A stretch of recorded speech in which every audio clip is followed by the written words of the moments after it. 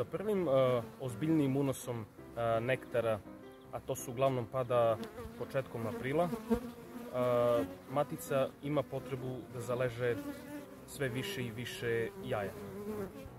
Naravno, za to je njoj potreban prostor.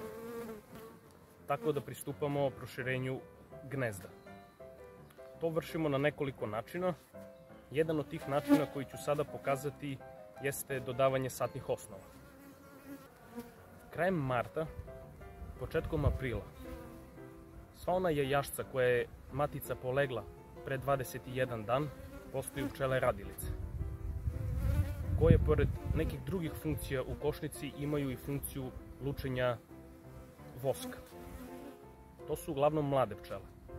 Da bismo te mlade pčele uposlili, potrebno je da dodamo satne osnove. Postoje dva načina na koje ja dodajem satne osnove. Prvi je dodavanjem satne osnove u centar gnezda. Drugi je dodavanje satne osnove sa kraja legla.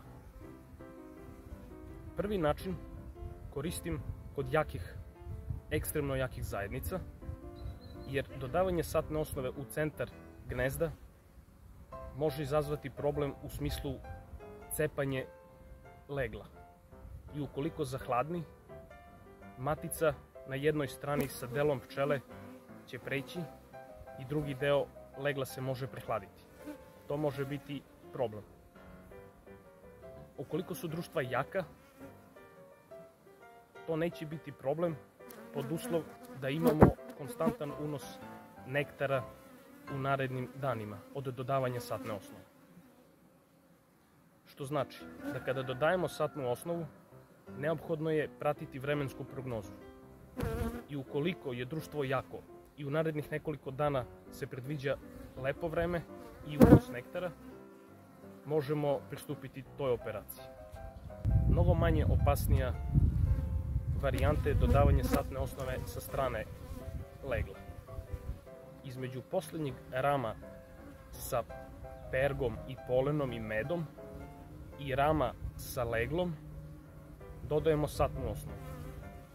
Ne prekidamo leglo, ne cepamo gnezdo i pčele će polagano izvlačiti satnu osnovu koju će matica kasnije da zalegne.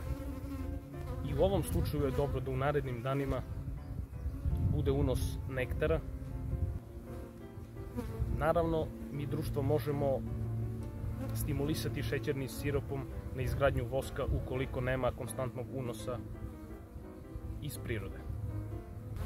Sada ću dodati satne osnove na ovaj drugi način, tako da hajmo to da uradimo.